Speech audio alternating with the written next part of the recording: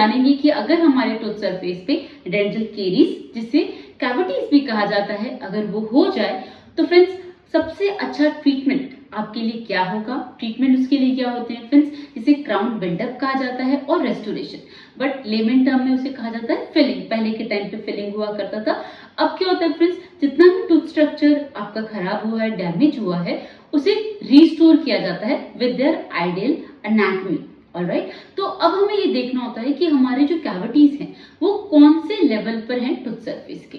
Depending on that हमें ये decide करना होता है कि कौन सी रेस्टोरेशन आपके लिए बेस्ट होगी, किस मटेरियल के साथ हम नेचुरल और आइडियल एनाटॉमी को अचीव कर सकेंगे। फ्रेंड्स, आज का वीडियो बहुत इंपॉर्टेंट होने वाला है, because dental caries is a common dental disease जो मोस्टली सभी को होती है। तो इसकी अगर सही इंफॉर्मेशन आपके पास होगी तो आप इसको कभी भी बढ़ने नहीं देंगे, रूट कैनाल ट्रीटमेंट की जरूरत नहीं पड़ेगी, and you can always have your natural healthy teeth. तो friends, without delaying any more minute, let me start. Channel को सब्सक्राइब नहीं किया है तो प्लीज कर लीजिएगा। Hello friends, I am doctor Pratibha, oral implantologist, laser specialist and periodontist. Friends, मैं imperial dental Gurugram India की फाउंडर और हेल्थ सर्जन हूँ, और आज मैं आपको बताने वाली हूँ कि अगर दांतों में कैविटीज हो जाए तो आपको क्या करना है और उसका बेस्ट पॉसिबल सोल्यूशन क्या होता है। तो फ्रेंड्स, सबसे पहले समझिए कि डेंटल कैविटीज होती कैसे हैं। फ्रेंड्स, केरीज का जो मोस्ट कॉमन कॉज है वो है फूड लॉजमेंट। मैंने बहुत बार सुना है कि मीठा खाने से या फिर चॉकलेट्स खाने से दांतों में कैविटीज हो जाती है। फ्रेंड्स, कैविटीज होती है कोई भी फूड पार्टिकल अगर टूथ सरफेस पे अटैच हो जाए तो उसकी वजह से कैविटीज होती हैं। Sugar attract more acidogenic bacteria, yes, वो बैक्टीरिया ज्यादा अपनी तरफ अट्रैक्ट करता है, लेकिन मीठे से कैविटीज नहीं होती हैं। ऑलराइट, तो सबसे ज्यादा इंपॉर्टेंट क्या चीज है कि फ्रेंड्स, हमारे टूथ सरफेस पे कभी भी कोई भी फूड पार्टिकल स्टिक नहीं होना चाहिए, इधर ऑन द ऑक्लूजल सरफेस और in between the tooth surface. वो आपको रेगुलरली हर 12 घंटे में क्लीन करना ही करना है।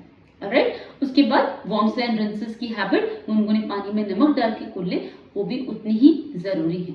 तो ये 3 चीजों को अपने ओरल हाइजीन रिचुअल में प्लीज ऐड करें। इसके बिना ना आपका दिन स्टार्ट होना चाहिए और ना ही आपका दिन खत्म। अगर आप सिर्फ इतना करते हैं, I am telling you, you can avoid lot of dental problems. अब हम एक बहुत बड़ी प्रॉब्लम को सॉल्व करने जा रहे हैं, दांतों में कैविटी। अगर उसे टाइमली ट्रीट कर लिया तो कभी भी रूट कैनाल कराने की जरूरत नहीं पड़ेगी। रूट कैनाल अगर फेल हो जाता है तो दांत निकलवाने की, या नहीं कराते तो दांत निकलवाने की, उसके बाद इम्प्लांट, खर्चा बहुत लंबा और टाइम पीरियड बहुत ज्यादा और ट्रीटमेंट बहुत ज्यादा कॉम्प्लिकेटेड होता जाता है। सो फ्रेंड्स, यही हमारा मोटो होता है कि आपके पास राइट इन्फॉर्मेशन हो, जिसकी वजह से आप राइट टाइम पे राइट ट्रीटमेंट ले सकें। अब दांतों में कैविटी, जैसे मैंने बताया, कोई भी फूड पार्टिकल स्टिक रह जाएगा, 12 घंटे के अंदर अंदर अगर वो रिमूव नहीं हुआ तो टूथ सरफेस पे एसिडोजेनिक प्रोडक्ट्स को रिलीज करने चालू हो जाता है, क्योंकि हर 12 घंटे में प्लाक बनता है, उसमें बहुत सारे बैक्टीरिया होते हैं। फूड पार्टिकल 12 आवर्स के बाद सड़ना चालू हो जाता है। आपने देखा होगा, फूड अगर 12 या 24 घंटे से बाहर रह जाता है तो वो पॉइजनस हो जाता है। उसी तरीके से अगर वो टूथ सरफेस पे रह जाएगा तो वो भी पॉइजनस हो जाता है। तो ये सब पार्टिकल्स मिला के टूथ को डीमिनरलाइज करना चालू करते हैं। तो सबसे पहले वो स्टेप होता है, दांतों के बीच में हम देखेंगे ऑक्लूजल सरफेस पे डीप फिशर्स होते हैं, तो वहीं पर जाके खाना फंसता है। तो अगर आप उसे रिमूव करेंगे रेगुलरली तो अच्छी बात है, नहीं तो वहां पर वो थोड़ा थोड़ा थोड़ा करके स्वीप इन होता जाता है, और सबसे पहले आपके फिशर ही खराब होना चालू होते हैं। तो आपको कैसे पता चलेगा फ्रेंड्स? हेल्दी फिशर का कलर ज्यादा से ज्यादा व्हाइट का अगर आप थोड़ा बहुत स्टिंटेड या स्टेन बोले तो, लेकिन अगर वो ब्राउन कलर का हो रहा है, ब्लैक कलर का हो रहा है, दैट मीन्स अब वो अंदर ही अंदर बढ़ रहा है। तो आपको क्या करना है, उसी टाइम पर अपने नियर बाय डॉक्टर को अप्रोच करें, चेक करें कि कितना डीप है। तो व्हाट आई ऑलवेज प्रेफर कि जितना फिशर्स पे कैविटी हुई है उसको आप स्क्रैप आउट कर दीजिए। उसके बाद वहां पर पिट्स एंड फिशर सीलेंट्स होते हैं। फ्रेंड्स, ये इतने इकोनॉमिकल, बच्चों में, बड़ों में, सबको करा लेना चाहिए कि जैसे आपके फिशर्स इन्फेक्ट हुए उसी टाइम पे रिमूव कराए और उसी टाइम पे सीलेंट से उन फिशर्स को क्लोज कर दीजिए। तो दोबारा आपको उस टूथ सरफेस पे कभी भी कोई भी दिक्कत नहीं होगी। ये सबसे ज्यादा इकोनॉमिकल और बेस्ट ट्रीटमेंट होता है। इसमें हार्डली 1000-1500 का कुछ खर्चा आता है। ऑलराइट, अगर आप इस लेवल पर इग्नोर कर देते हैं तब क्या होता है फ्रेंड्स, कैविटी थोड़ी सी डीप हो जाती है। अब आपको कोल्ड सेंसिटिविटी होना चालू हो जाता है। दैट मीन्स अब कैविटीज ने टूथ स्ट्रक्चर और ज्यादा डेड कर दिया है और वो नसों के पास अब पहुंचना चालू हो गया है। इसकी पहला सिम्टम्स आपको कोल्ड सेंसिटिविटी फील होगी। इस पॉइंट पर आपको क्या करना है, obviously first thing approach your doctor. उधर एक्सरे कराइए और देखिए कैविटी कितनी डीप हो गई है। तो बेस्ट पॉसिबल है कि अगर बहुत ज्यादा डीप नहीं है तो आप अगेन उस कैविटी को पूरा एक्सकवेट करें और वहां पर सिर्फ फ्लोएबल कंपोजिट मटेरियल से उसको फिल करें। वो भी बहुत इकोनॉमिकल होती है और उसमें ना ज्यादा टाइम लगता है और ना ही ज्यादा वो टेक्निक सेंसिटिव है, राइट। लेकिन अगर कैविटी थोड़ी भी डीप लग रही है, ठंडा बहुत ज्यादा लग रहा है, तब आपको करवाना है फ्रेंड्स वहां पर कंपोजिट क्राउन बिल्डअप। अब वो क्या होता है फ्रेंड्स, अगर कैविटी थोड़ी ज्यादा डीप हो गई है, आपको अब ठंडे के बाद गर्म भी लगना चालू हो रहा है या ठंडा भी काफी ज्यादा लग रहा है, जब सेंसिटिविटी हो रही है टीथ पे, तब ये बहुत बड़ा साइन है कि कैविटीज बहुत डीप है और नर्व्स के पास पहुंचने वाली है। जब वो नर्व्स के पास पहुंच जाती है फ्रेंड्स, वही वो टाइम होता है जहां पर रूट कैनाल ट्रीटमेंट कराना होता है। तो अगर आप पहले ही उसको ट्रीट करवा लें तो कभी भी आपको रूट कैनाल ट्रीटमेंट का पूरा प्रोसीजर, उस पे कैप, वो सब नहीं लगाना पड़ेगा।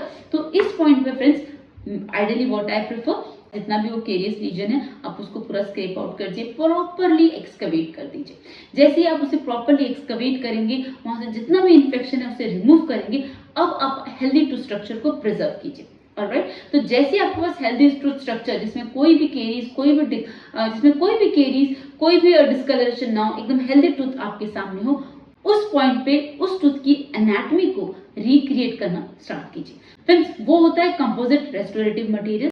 कंपोजिट मटेरियल फ्रेंड्स जितने भी टूथ पे शेड्स हैं वो सारे शेड्स में अवेलेबल रहता है। तो इससे एडवांटेज क्या है कि कभी भी टूथ का डिस्कलरेशन या कभी भी ऐसा नहीं लगेगा आपको कि आपके मुंह में कोई और टूथ है या ये फिलिंग हुई है। पहले के टाइम पे जो अमलगम की फिलिंग होती थी सिल्वर की, अब फ्रेंड्स वो बिल्कुल भी बैन है, क्योंकि उसमें मरकरी होता है और मरकरी टॉक्सिसिटी को क्रिएट करता है। जैसे आप अपने दांतों को आपस में रगड़ेंगे, वो मिलेंगे, तो उससे थोड़ा थोड़ा करके मरकरी निकलती है और वो आपकी बॉडी में जाती है। So that is why it is ban and no more exist in the practice of dentistry. तो अब क्या होता है कि जितना ज्यादा नेचुरल हो उतना ज्यादा अच्छा है। तो जितना भी आपका टूथ स्ट्रक्चर डैमेज हुआ वो रिमूव हो गया। अब हेल्दी टूथ स्ट्रक्चर को कंपोजिट रेस्टोरेटिव मटेरियल से बिल्ड करना स्टार्ट करते हैं। उसके बाद जो भी टूथ की एनाटॉमी है उसे रिक्रिएट करते हैं। तो फ्रेंड्स इस प्रोसीजर को कहा जाता है क्राउन बिल्डअप। ये कंपोजिट रेस्टोरेटिव मटेरियल के साथ की जाती है और इसमें आपकी जो टूथ की एनाटॉमी है उसको प्रॉपर रिस्टोर किया जाता है। जो पहले टूथ स्ट्रक्चर था बिफोर हैविंग अ कैविटी, अब उस as it is tooth structure को रिक्रिएट किया जाता है। अब इसके पीछे क्या कारण है फ्रेंड्स, अगर आप उसकी आइडियल एनाटॉमी को रिक्रिएट नहीं करेंगे तो वो अपना फंक्शन कैसे करेगा, राइट। उसमें जो फिशेस हैं, जो कस्प हैं, उनका एक रोल है ना, तभी तो वो हैं, अदरवाइज क्यों होते मुंह में।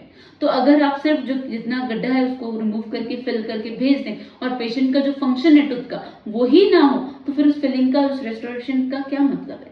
Alright, so that is the reason friends, जो टूथ की आइडियल एनाटॉमी है उसको अचीव करना जरूरी है, तभी वो अपने फंक्शंस को अच्छे से फुलफिल कर पाएगा, तभी आपको सेटिस्फेक्शन मिलेगा that your tooth is healthy now. अब आप इससे कुछ भी खा सकते हैं।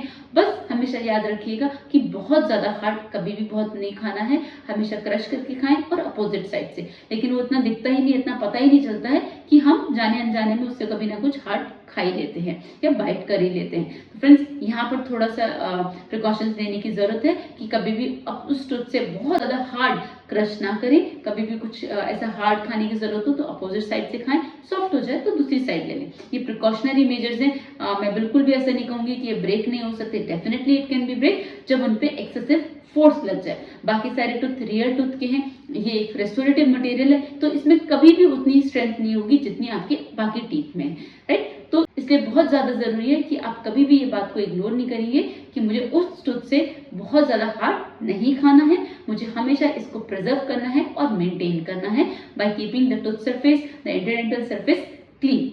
तो फ्रेंड्स आज के लिए बस इतना ही। फ्रेंड्स बाकी और फिलिंग्स भी होती हैं, ग्लास आइनोमर सीमेंट्स जीआईसी जिसे बोला जाता है, मिराकल मिक्स भी बोला जाता है, और अमलगम जो पहले हुआ करती थी। लेकिन what I prefer, if you can do a good composite restoration, a good crown build-up, तो आपको इनकी कभी भी जरूरत नहीं होगी। ये पहले यूज होते थे, अब इनका इतना ज्यादा सिग्निफिकेंस नहीं है।